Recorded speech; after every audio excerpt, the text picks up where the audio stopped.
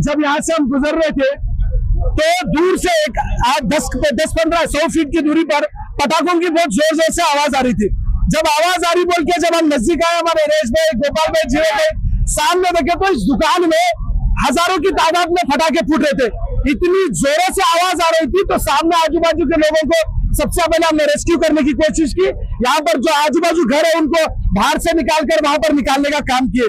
लेकिन सबसे बड़ी बात यह है कि यहाँ पर जो आम जनता है इमीडिएट एक्शन लेकर, जहाँ पर बाजू एक दुकान है छोटी टायर की पंचर की दुकान है, वो भाई पूरा जब पानी के ड्रम ला के हमने पानी डालने का कोशिश किया। साथ ही साथ पुलिस डिपार्टमेंट को हमने इमीडिएट फोन करा, फायर इंजन वालों को फोन करा। जब लोग इमीडिएट यहाँ पर आए तो अंदर हम पुलिस डिपार्टमेंट के साथ में गए। जलती हुई आग थी, एक महिला उसके अंदर से निकाले, इमीडिएट वो महिला को हमने एम्बुलेंस बुलाकर एम्बुलेंस में डालने का कोशिश किया। बोलने का मकसद यहाँ पर है, यहाँ पर आम जनता जो बाहर आकर काम करी, मैं सभी जनता का बहुत बहुत धन्यवाद करता हूँ।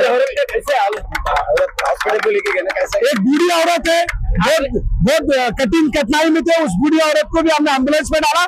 हमारी कोशिश यही थी कि अंदर कोई स्टाफ होगा, आम जनता लोग आके बोल रहे थे मेरा परिवार अंदर है, मेरा परिवार अंदर है। सबसे पहले हमारा यही काम था कि उनको शांत करे। शांत करने के बाद जब हम अंदर गए, अंदर जाने के बाद किचन चेक करे, अंदर जाने के बाद जो भी चेक करना चेक करे, कहीं पर भी कोई लोग नहीं निकले। इसके लिए सबसे बड़े बहुत बहुत धन्यवाद करते हैं।